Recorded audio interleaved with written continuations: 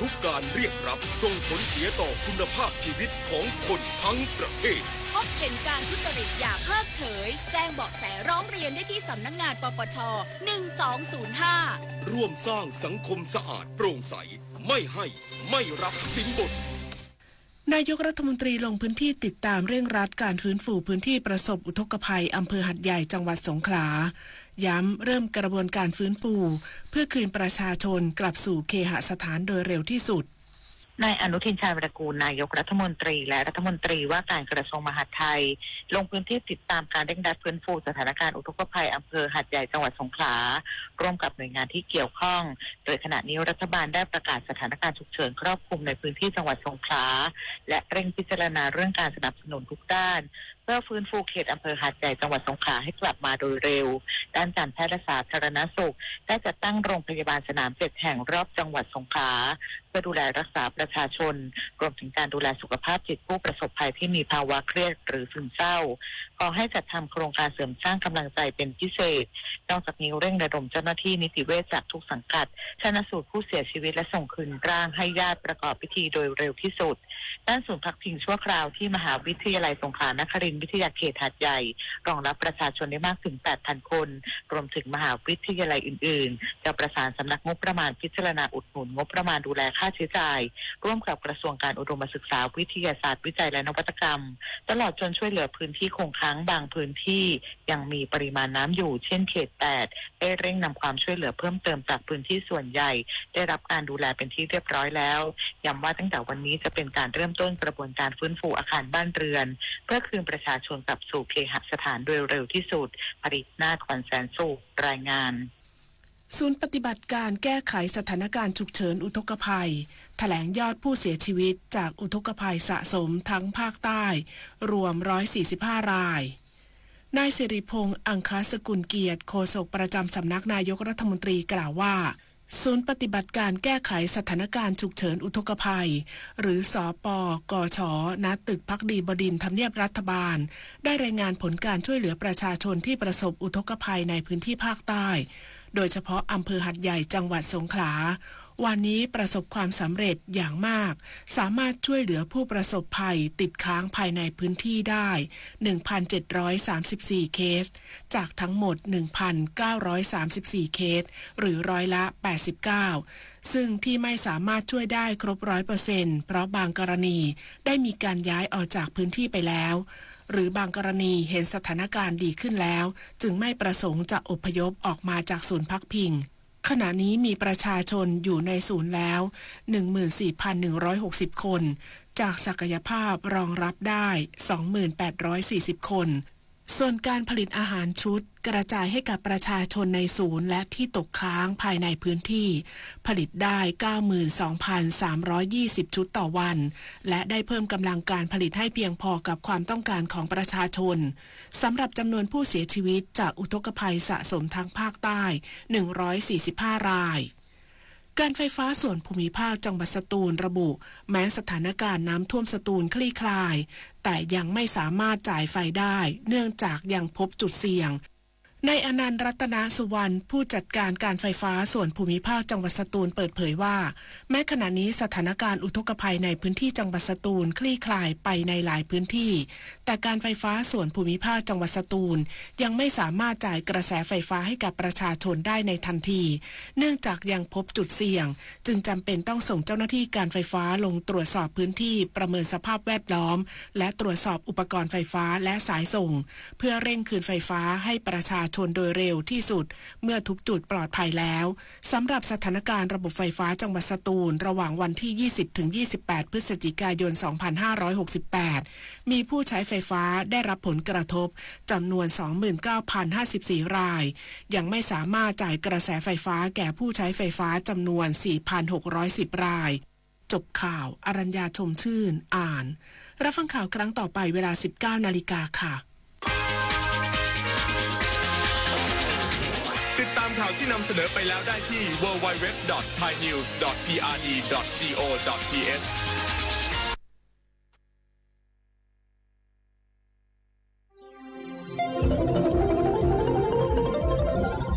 วิทยุแห่งประเทศไทยให้ความ รู้คู่ความสุข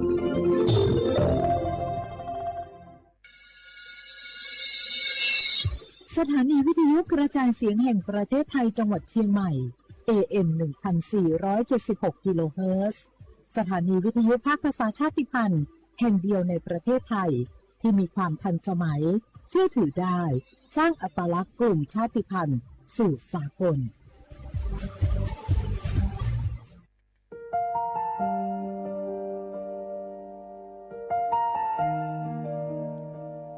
ขอน้อมเกล้าถวายอาลัย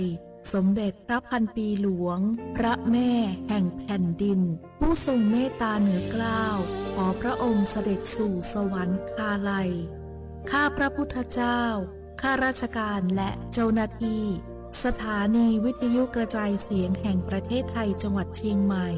กรมประชาสัมพันธ์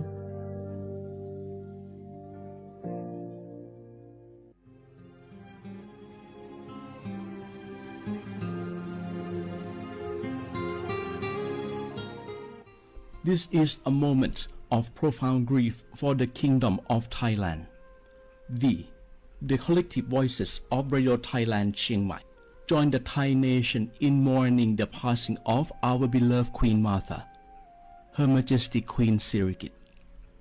Her life was a testament to the unwavering service, grace, and deep love for the Thai people. Our humble condolences and thoughts are with His Majesty the King, the royal family,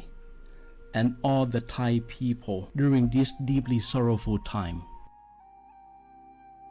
We will remember her forever.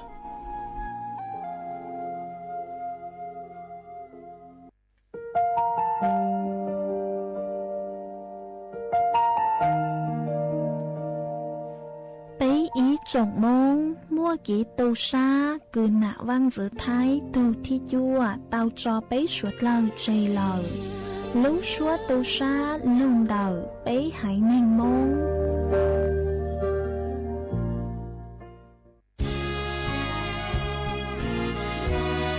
พระบารมีปกเกล้าเพื่อปวงชนชาวไทย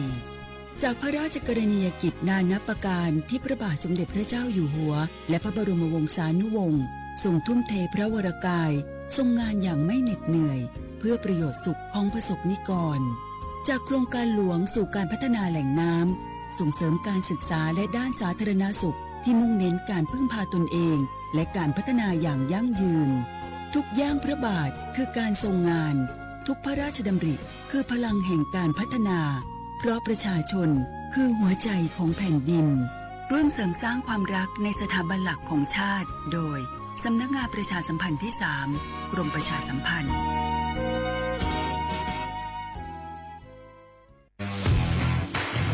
รัฐบาลไทยประกาศสงครามสแกมเมอร์รัฐบาลจึงได้ประกาศสงครามกับสแกมเมอร์ในฐานะที่สแกมเมอร์เป็นวาระแห่งชาติและในวันนี้ผมก็ได้ใช้โอกาสนี้มารายงานความคืบหน้าและเน้นย้ำถึงสิ่งที่เราต้องร่วมกันทำต่อไปรัฐบาลได้จัดตั้งคณะกรรมการอำนวยการป้องกันและปราบปรามอาชญากรรมทางเทคโนโลยีขึ้นมาโดยมีผมเป็นประธานด้วยตนเองเพื่อให้ทุกหน่วยงานทำงานไปในทิศทางเดียวกันเราได้มีการลงนามบันทึกความเข้าใจระหว่าง 15 หน่วยงานหลักทั้งภาครัฐและภาคเอกชนตลอดจนสถาบันการเงินเพื่ออุดช่องโหว่ทางการเงินและตัดเส้นทางเงินของกระบวนการอาชญากรรมเหล่านี้ให้สิ้นซากรวมพลังคนไทยต้านภัยสแกมเมอร์นายอนุทินชาญวีรกูลนายกรัฐมนตรี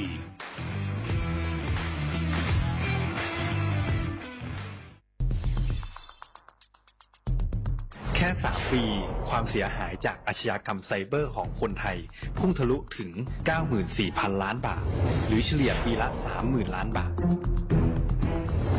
ทุก1 ชั่วโมงเราเสียเงินกว่า 3.4 ล้านบาทให้กับมิจฉาชีพออนไลน์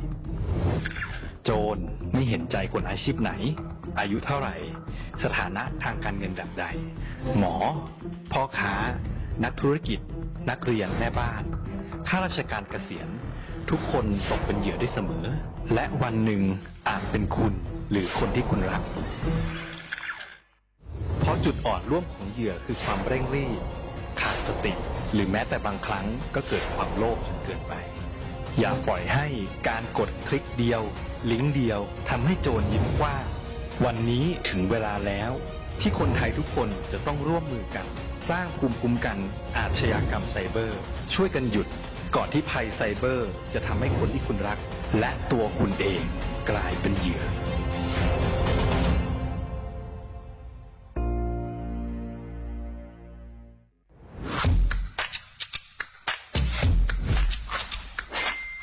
ก ลับมาแล้ววันนี้กับโครงการคนละครึ่ง plus รัฐออกครึ่งประชาชนออกครึ่งช่วยเศรษฐกิจไทยหมุนเวียนเติบโตถ้าเราช่วยกัน plus ต่อยอดให้เศรษฐกิจไทยเติบโตอย่างยั่งยืนด้วย5 plus plus ที่1เพิ่มช่วงอายุผู้เข้าร่วมโครงการจาก18ปีเป็น16ปี plus ที่2เพิ่มวงเงินใช้จ่ายจาก150บาทเป็น200บาทเพิ่มพลังซื้อของประชาชนเพื่อกระตุ้นการหมุนเวียนในระบบเศรษฐกิจฐานรากลดภาระค่าครองชีพ plus ที่3เพิ่มสิทธิพิเศษด้วยการดูแลผู้ที่อยู่ในระบบภาษีให้ได้รับสิทธิพิเศษมากขึ้นเพื่อสร้างแรงจูงใจให้ทุกคนร่วมอยู่ในระบบอย่างโปร่งใส plus ที่4เพิ่มโอกาสให้นิติบุคคลขนาดเล็กเข้าร่วมได้ให้ธุรกิจเติบโตเป็นกำลังสำคัญของเศรษฐกิจไทย plus ที่5เพิ่มทักษะใหม่เพื่อพัฒนาให้ร้านค้านำความรู้ใหม่ๆมาช่วยเพิ่มยอดขายลดต้นทุนเรียนรู้เติบโตและปรับตัวไปกับเทคโนโลยีใหม่เพื่อสร้างเศรษฐกิจที่แข็งแกร่งจากคนละครึ่งสู่คนละครึ่ง plus ไม่ว่าจะสั่งข้าวคนละจานชาเขียวคนละแก้วขนมเค้กคนละชิ้นหรือหลายๆชิ้นก็ใช้ส่วนลดได้ทันทีสูงสุดวันละ200บาทแถมใช้กับฟู้ดเดลิเวอรี่ก็ยังได้สำหรับประชาชนไทยอายุ16ปีเป็นต้นไปสมัครรับสิทธิ์ผ่านแอปพลิเคชันเป๋าตังวันที่ 20-26 ตุลาคม 2568สำหรับร้านค้าที่สนใจร่วมโครงการสมัครได้ผ่านแอปถุงเงินวันที่ 15 ตุลาคมถึง 19 ธันวาคม 2568 แล้วเตรียมพร้อมรับลูกค้าจากทั่วประเทศเพราะนี่คือโครงการที่คนไทยทุกคนช่วยกัน plus เพื่อให้เศรษฐกิจไทยโตไปพร้อมกันโครงการคนละครึ่ง plus ดำเนินการภายใต้เป้าหมายที่ชัดเจนของรัฐบาลในความต้องการกระตุ้นเศรษฐกิจลดภาระค่าครองชีพให้ประชาชนและยกระดับศักยภาพผู้ประกอบการไทยให้พร้อมในยุคดิจิทัลโดยยังคงยึดหลักความโปร่งใสตรวจสอบได้และป้องกันการใช้สิทธิที่ผิดวัตถุประสงค์คนละครึ่ง plus เพิ่มพลังเศรษฐกิจไทยพร้อมโตไปด้วยกัน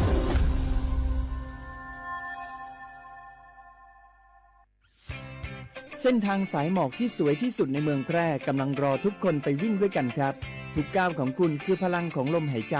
ชวนเพื่อนชวนครอบครัวมาวิ่งฝ่าสายหมอกเพื่อโรงพยาบาลแพร่ในวันอาทิตย์ที่ 7 ธันวาคม 2568 บริเวณลานกิจกรรมหลังวัดพระธาตุช่อแฮมาร่วมกันส่งต่อพลังแห่งความดีเพราะทุกก้าวของคุณช่วยต่อชีวิตให้กับผู้ป่วยในโรงพยาบาลแพร่สมัครได้เลยวันนี้แล้วไปวิ่งด้วยกันในวันอาทิตย์ที่ 7 ธันวาคม 2568 พบกันบริเวณลานกิจกรรมหลังวัดพระธาตุช่อแฮนะครับ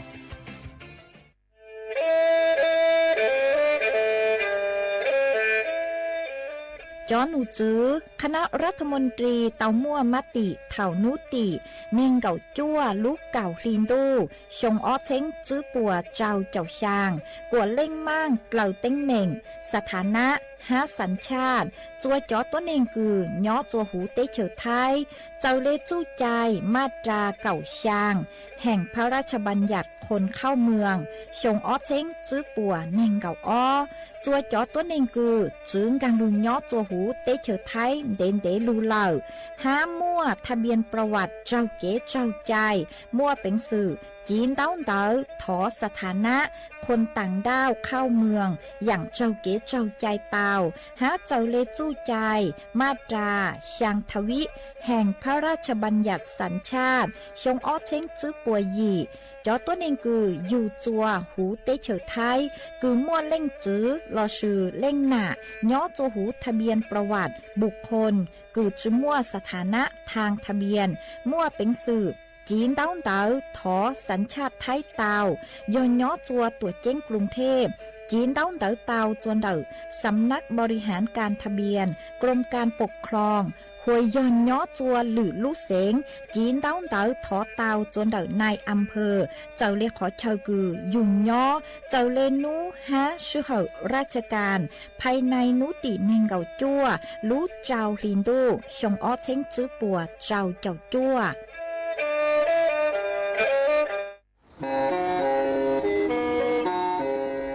เล่งตือสังเกงโฆษณาจวนเดาสุต้องจัวสังชัวหูเต้เชอไทยเดาลู่เสียงเจ้งใหม่กุยอขอเชอมัวเก๋เป้ารูเก๋ฉีฟางนอนรอเตาชงเหงสัญญาณมงเตาเกล้ท่องเปล่าหูลู่เสียงเจ้งใหม่ยอเล่งตือสังเกงนัวหล่อนงตัวเตาจวนเดาสุต้องจัวสังชัวหูเต้เชอไทยเดาลู่เสียงเจ้งใหม่จวนเดาตุมเบอร์สุต้องศูนย์จื้อเป้อ้อช่างเจ้าศูนย์เจ้าหยี่หล่อชื่อศูนย์จั่วอ้อเปล่าเจ้าหยี่จื้อช่างจั่ว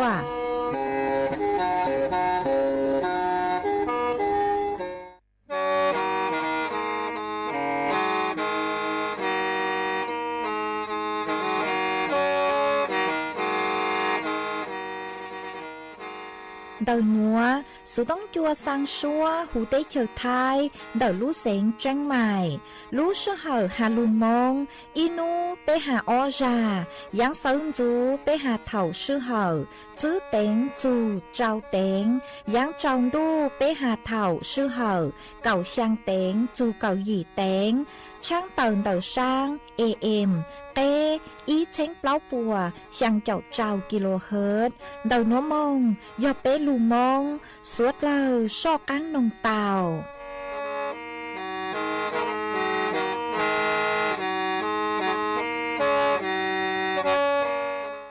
ย้อจงอีจงน่ะจุกตินิ่งจางสวดเล่าจวนนูวันศุกร์นูตีนิ่งเกาหยีลูกเกาอีหลินดูชงออเชงจื้อปัวเจ้าเจ้าหยีนูนวลย่างจวนลูอีหลีสายหยีตูจ้าคือกังนูนวยย้อนยูปีกีย่างจวนลูอีหลีสายจัวตูจ้าคือกังปีกีโยจูชงนัวยอนนั่งชงเดาหนัวกูยอชัวเส็งว่างจงชาตะกังจอนดู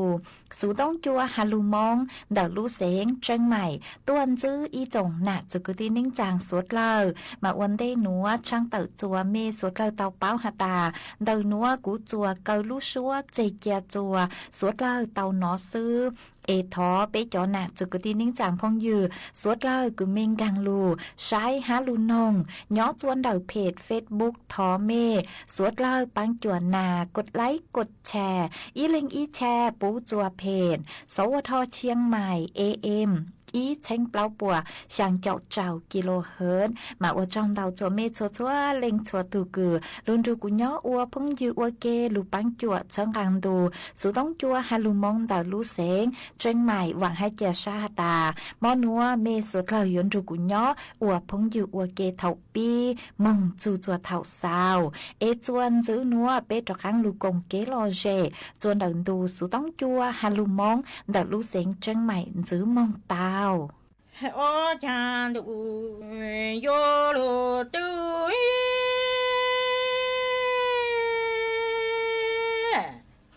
จานีโยยามินเซงโอตัวกันโจเอจาเลตูเลจงเตเจลูโยจีนังตัวกันโจเอตูปลูก็ก็ยิงหูตัวทออุ้มจูเอจานุโยนเซงโอกันโจยาโจตังตินาจิงยาเอยาจงโกกันโจตัวลูจิงมีอาตุกันโจตัวลูจิงยาเอจาลิงจื้อเตลูจีนังกันโจตัวปลูก็ก็ยิงเอตัวลาทออูเอจังโกกันโจเจ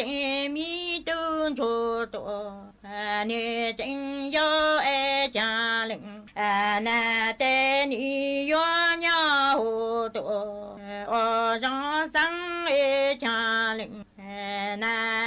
tu ta sa zhi a zhong ga ta mong zhong zhou zheng shuang gou zhuo zhi dao le na mong a lu qun bong ho a dun zhuo zhi dao le na lu qun zhou e jia ling na o rong sang e jia ling na tu ta sa zhi zhong e zheng an gou gan zhuo yo zhi dao le na lu qun zhou a jia tu gan zhuo zhi dao lu qun bong e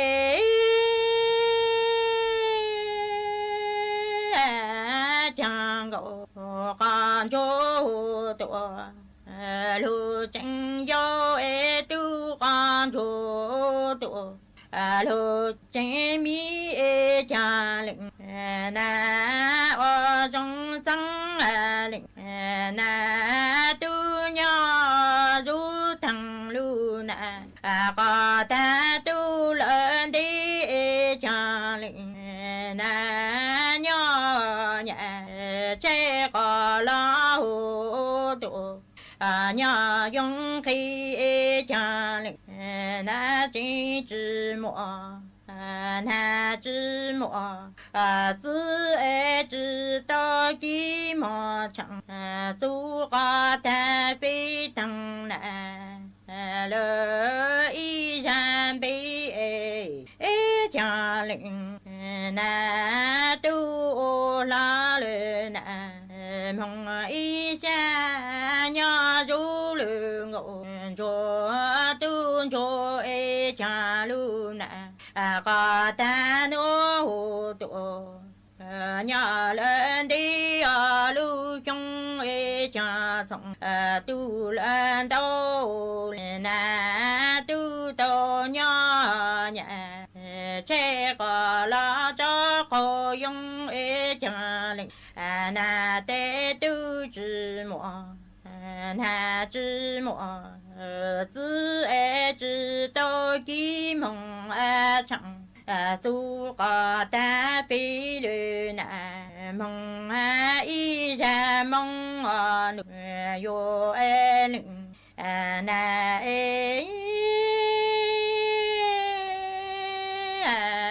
tu o la le na mo yi xia e jia ling na nya zhi mo le zhi ji la jia ling na ni o na le yi xia nya te le mong ko tao ga yang no e jia ti gan tu yi e cha ni zhi zhi nya na le yi da ning yo ling na o cha e ling na tu o rong sang cha zhi mo ta le zi jia la tu yo nya o le shi ning lo tang cha le mong ko tao ga yang e cha ga du ja e cha ling na tu nya o le ning lo tang cha e tu zhi zhi nya o ling na o cha e ling na e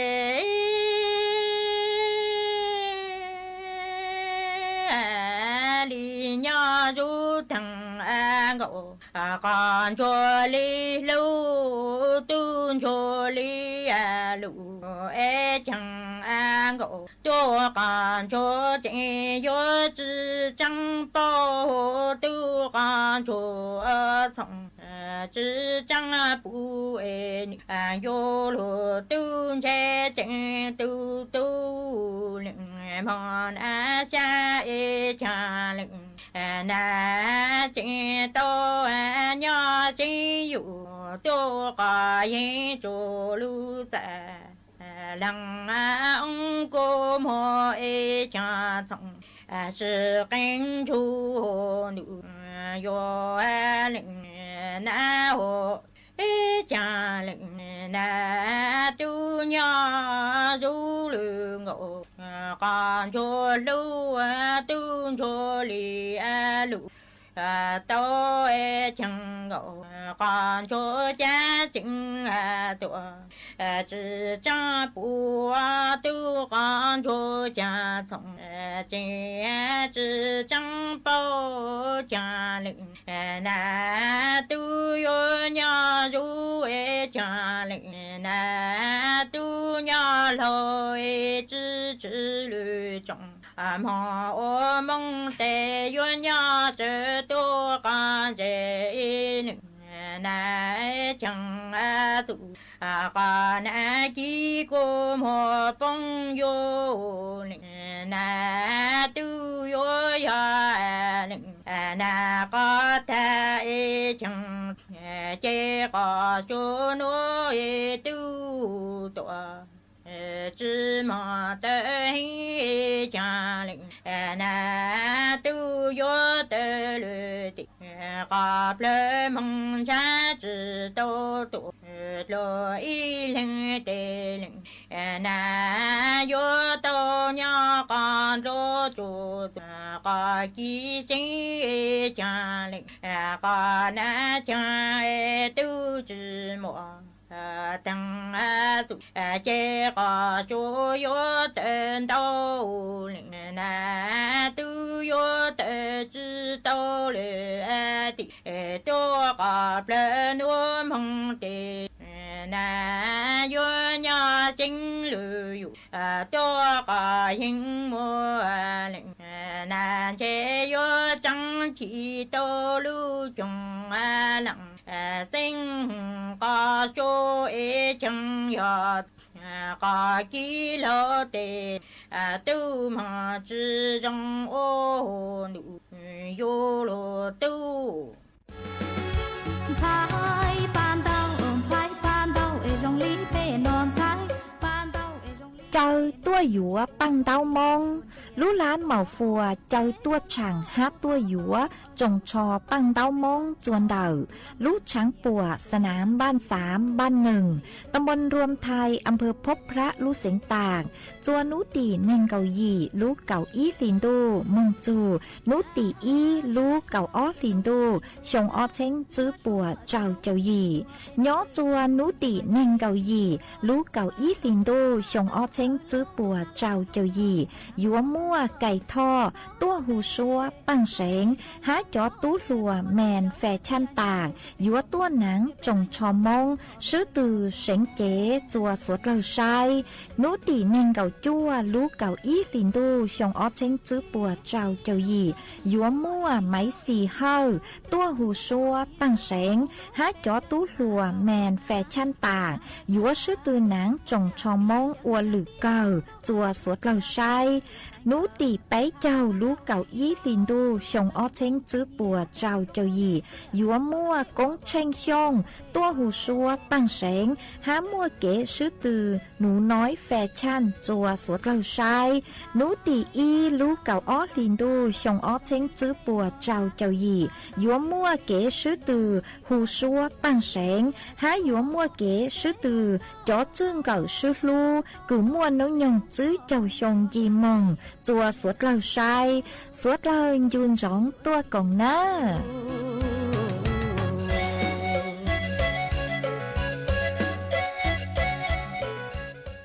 ส่วนจื้อหนัวอยู่มั่วอีช่างลูเป้าเจ้าลูถังจัวเป้สุดเลยเต่าเป้าหาจูนเต่าตุ่มม้อมาเร่งกุย่อจวนเต่ากล้ามเนื้อหัวใจมาเจอเลช่างหนัวหนูเจกูเต่ามั่วจอหนูจื้อกุย่อจัวกรมการแพทย์กูเต่าต้วนถั่วเต่าฮาเลนัวฮาตาหาจูนเต่าตุ่มม้อมาเร่งกุย่อจวนเต่ากล้ามเนื้อหัวใจหนูเจย่ออีตุ่มม้อมาเร่งกึนจื้อเจอเกิงเก่าเลยหนอจอตัวเองอีล้านเล่งหนู เจจวนจื้อยอ0.1ซื้อตะชมาตุหมอมะเร็งคือยอดจวนเดกล้ามเนื้อหัวใจนึกุมัวเป็นสื่อคือยวนจื้อเตาจวนเดชัวเล่งชัวตูหนอตั้งชื่อนัวนุเจจอหนูจื้อป้อเจ๋งจื้อเตาเป้าลู่เขาเป่าไม่เม่งแจ้งหาตาตุหมอมะเร็งคือยอดจวนเดกล้ามเนื้อหัวใจนึตีคอตื้อลู่ได้จ้างเอชาเลอวจัวเตาใจตุหมอมะเร็งยอดจวนเดกล้ามเนื้อหัวใจอาการเดาตูหมอหนัวนุเจยอมั่วอาการเดาลูปเปล่าฮะอาการเดาตูหมอมะเร็งฮะมาโยอจัวคือเตาย่องหยี่เขากลังเกาชูลูปเปล่าเท่าคือหาตาคลาชัยนุเจกู้ยอดคลาชัยเฮงเลเท่าคือลูปเปล่าคลาเก้งนุเจกู้หอเก้งคลาวเหล่าฮะมั่วภาวะคือหาตาหัวใจเต้นผิดจังหวะฮะชื่อทางเลนเดานุเจจอนช้างมุงยูชื่อเตาจนเดจอกล้ามเนื้อหัวใจหาหยวงกูเฮงเลโยมัวจอนุกไก่ตัดเล่ย่อจัวหูอยู่รุ่นจือหาอีปนจีนแต่ลูกเขามัวกูอยู่ก็เตากูอยู่ฮะมาจอหนูจือป้อกูหาตาตุ่มหมอหนัวเจทงเลยคือหาเจ๋งจือเตาเป้าลูกเขาเป้าเม่งแจ้งหาตายอตีขอตือเลยจ้างมาจอหนูจือป้อชาเลแนะนำหาตาเป้เหยื่อเตาสังเกตอาการเตาเป้ถูกเข่งหอเป้มุงกั้วตรวจสุขภาพประจำปียอเถาตือคือก็รู้เจมั่วได้อย่างคือเจอจังเลยโลนุเจชาเลเล่งมั่งคือยัวลุนช้าจูเฮาเก๋คือตีท้ายคูตุมอนเตาหมากุมัวจะหลุดทางอัวเก๋เป้าเลนัวจัวเป้สดเลยเตาเป้าเลนัว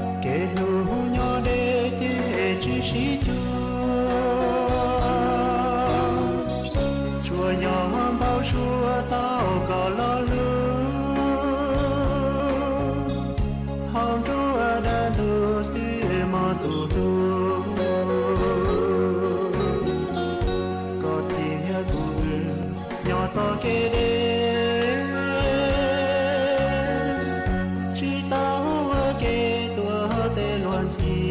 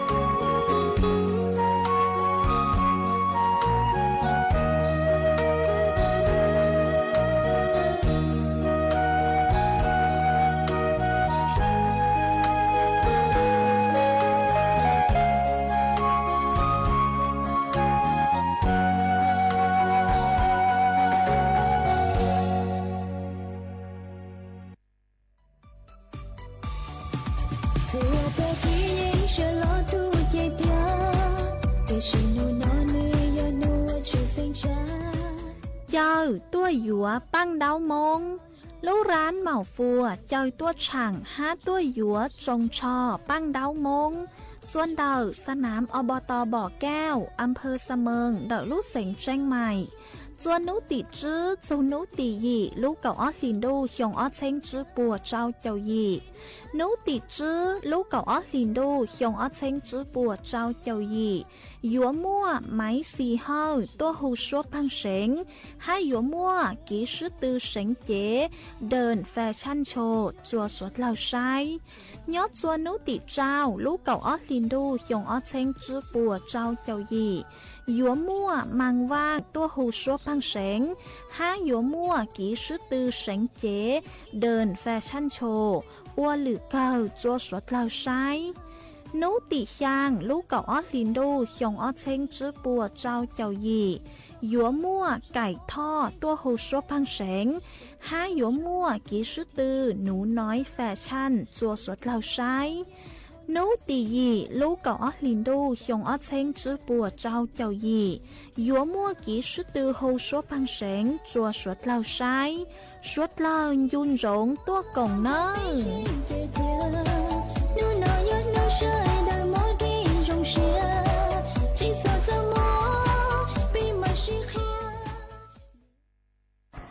你家当哦，太高，心高心哦，家乡内，地内嘟嘟还是来住，夜当高谁当我路北路前呀多记着。kê tí này tu tu kê chi kê chờ nhà yo mò lo cha tí này tu tu ha sẽ là dù về ta gò sẽ lu tê lu chờ nhà tổ chi tao tí này tu tu kê chi kê chờ tê chi tê là tổ mò chờ chờ nhá tổ yốt lâu cha châu nói đi này tu tu ta gò sẽ ta nó đi này tu ta ta tu là tu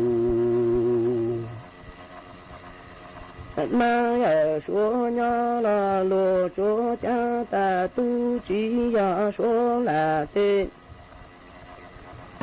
trái xuống ở tí là nhiều có bự là tu chỉ tu nơ cha tí này tu chỉ gặp là mà có số này thế cứ cho thế tí thế xa xa đủ là cụ mà giờ số nhỏ là tu mà giờ số nhỏ tổ tu chỉ lu lô cha số nó lô ni số cha ta tu chỉ giờ số là chế số tu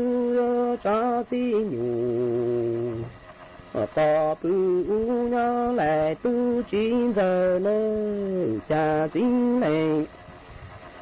tu xa xa tu là tu mà giờ số nhỏ là tu chỉ giờ tu mà giờ số này thế cứ cho thế thì chế tu mà giờ số lu tổ chỉ cờ nó cha tính này tu ni chỉ tê tổ chờ chờ mong dễ lu lần gò ra tiền gò ra lên cổ tổ mong có na em yo mong dễ lu gò tê tiền gò tê tu yo cổ tổ mong có dễ tí này tu yo mong tu lu lần gò cây gà lú yo ta tổ có yo nó cha tí này tu là mô tô yu yu sa chi bù ta cha ya nu tu la chi yo bù ta na mi cho yo ta tổ có rồi đi này tu lung giàu chỉ hàm lòng sam lòng chữ sẽ là dù vậy ta ra nó chi tê tổ cha cha tê ô mò bù ta cú lê cứ là lê ta tì nó là y vô cô tí này tu trẻ du du ta cha tê cả tổ trọng tu la lệ sa ye bố thọ dư nhớ tỏ ca nô yo cổ tí lệ tu lòng sam lòng dư nhớ lại tổ có thô nơ cha tí lệ tu chi tê tổ cha chơi trái yo ye nu gòn cha tê gòn cha yo gỗ tổ mò có na yo ye nu gò tê tê gà tê tu yo gỗ tổ mò có ye tí lệ tu yo đu lu lợ gà tê gà lu ta yu chi ta ye trái yo ta lợ tổ mò có là tí lệ tu là mô tô yu yu sa chi bù ta sa ya nu tu la chuyện trái yo bù ta na mi cho yo ta tổ có ra nơi cha tí lệ tu giàu chi ha sa sẽ có về ta châu nó chi tê tổ cha cha tê cú yo mò bù ta lệ cứ lệ lệ chi lô là y ra cô y lệ tu trẻ du du ta ta tê tổ trọng mình tu la lệ sa dây tỏ dư nhá tổ ta ca tê tu lò sa cứ là đồng mình dư tu yo lại tổ có là nơi cha tí lệ tu nì chi tê tổ cha cha yo mò tu là tu mà giờ số tê chi bù ta cha ya nu tu la chi yo bù ta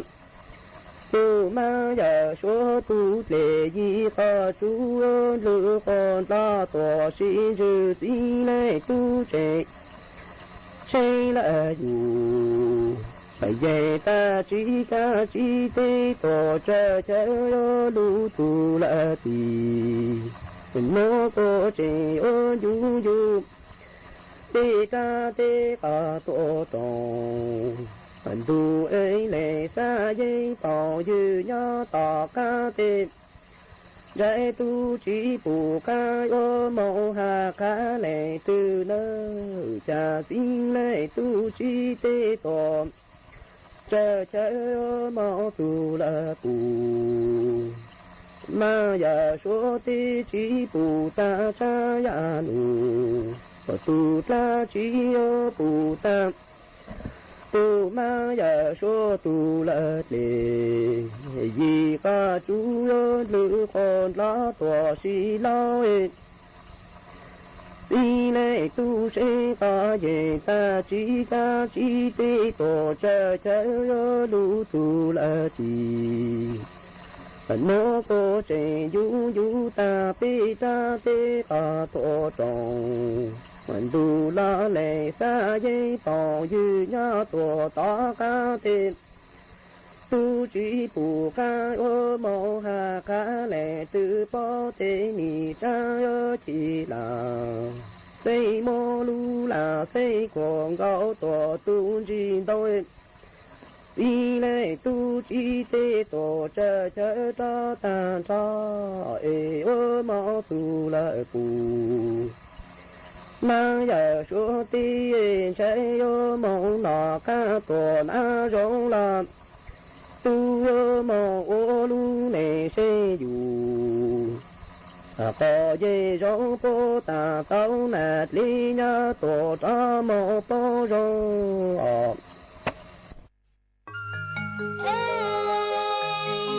tì tê con đông nọ chỉ ta tu sa nhà ta mong tê tu đa đa chỉ lu chỉ nhà bé tiền đồ on đâu mong hey đâu mong nghe nghe chia du du nghe từ chỉ lu lo phèn đa đa bé đa bé em chế dấu đâu nó ấy lời nê ca xua nú xua mò đôi yuan này dạy mẹ tin đâu mò hay đâu mà chia chia dia pi po sa chơi ra lo wa cha yuan cho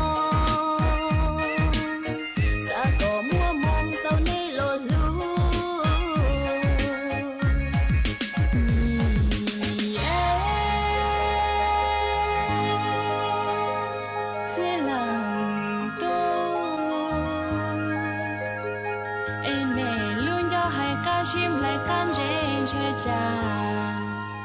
thầu cơ nó này là đa bên nia lần sai nó bỏ xe đó bên nia lần sai em bé yo giàu chỉ cho này che chỉ bỏ này cá che nia lần sai yo mò mò lu xưa lên chữ che câu tua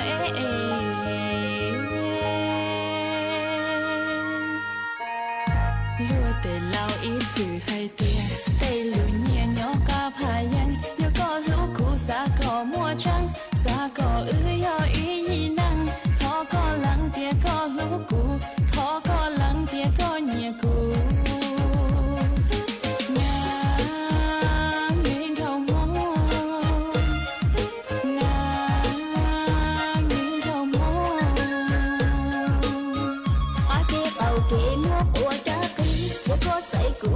Chán tuôn đi chỉ do cụ đã xa có sĩ vì anh bảo tia uyên rong sĩ phì vì anh bảo tia uyên rong sĩ phì trong mong của hai tia chỉ do là đa mua xe tia đâu có lời na thó cho đa e sẽ do mong của yêu sợ e sẽ do mong của yêu sợ của tao mù bự coi xa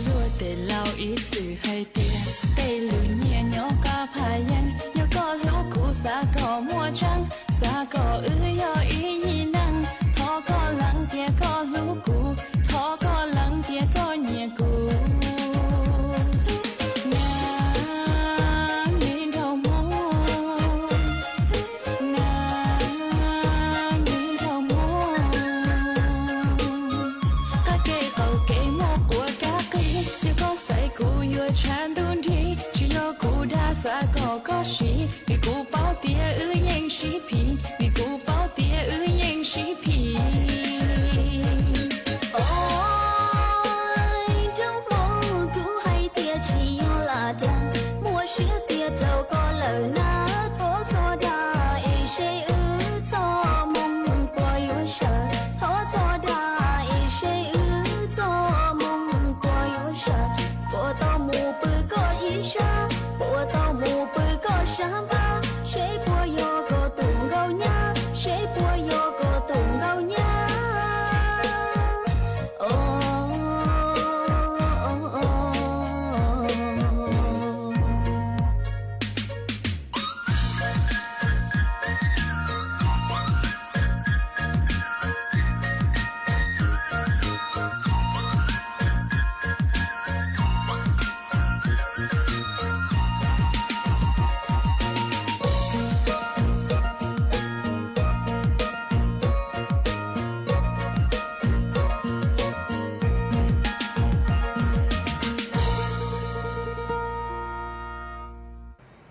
trong nà từ cứ tin nín trang suốt lao lú sư hở cú tứ yếu tăng lao và trong đào cho mê chua chua lên chua tù cử mê lù bắn chua trong càng đồ sự tống chua hà lù mong đã lú xịn chân mài lùn ru nhó ua phong dư ua kê thảo pi lù chù chua thảo xào kể cú chuồn giữ mềm bảo lên núa sư ế bế màng cho căng lù xương giữ lùa chuồn đợn đồ sự tống chua hà lù mong đã lú xịn chân mài thảo sơn dù lú sư hở chữ tiếng dù trao tiếng thầu dáng trong đô lú sư hở cậu sang tiếng dù cậu dị tiếng ua trong đào nhớ rong suốt lờ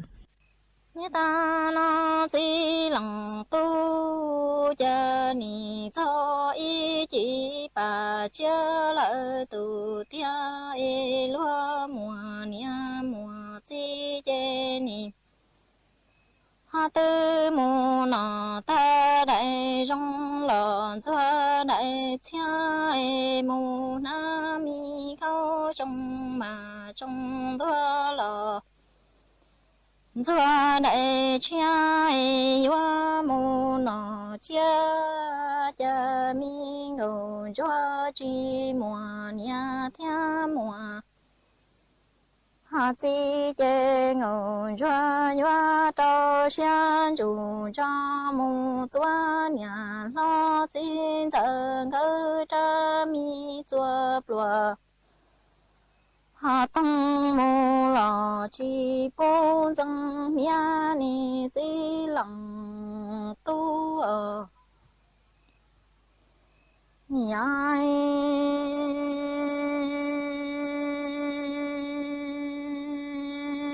chờ cho ý chỉ bà chia e lúa mùa nia mùa ha chi e lúa yua mù nọ chia e yua na đầy chia mù tua do đại rong e yua tơ trùng ship lơ lò tu rong rong e yua mù nhà ô pe cha lò họ na đại tàu e mi ngô cho chi mùa nia chi ngô cho yua trâu xian chủ họ cho mù tua nhà lo xin chân cơ lò tu có lâu ở nhai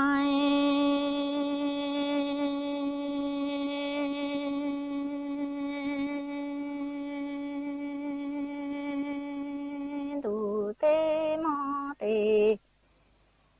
mong tia mi nằng nó en tu thâu y lòng nia lòng chi ni yu lo thờ sông hoa ya chẳng y xi nằng nhỏ e bao tiền ni giờ xe chín đây chê ni chỉ mua mi ngủ cho yu li xi na cứ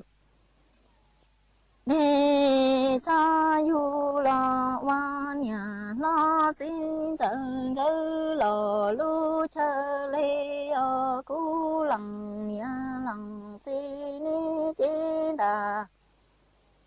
họ đua tua tàn thọ ni mù dê lon sự xi nhung lu trùng mù ba rê ni ni chê tông cầu hàn chua wa lu nhà nằng lư xe cho nhẹ nhõm trong địa tây mò nhảy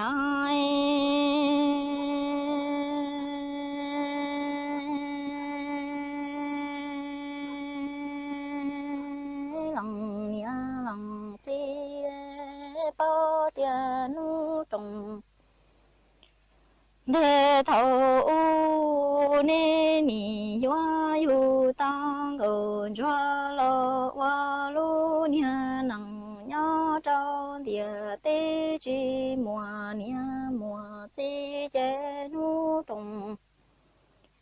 nên là do ý chí mua dù lý sĩ đó tu tờ bó lo lỡ tờ mù đê su về cha yu cầu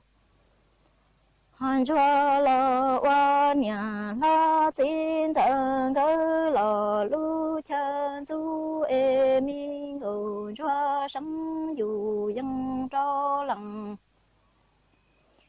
nghĩa theo lòng chi e yoa生热电车lòng nghĩa lòng chi yoa mùng chế lo tự sĩ nhung lu nhà trùng hoa trên chế yoa chế tao ngôn cho hoa lu nhà năng lư xe cho nhẹ nhõm trong địa 18 นาฬิกา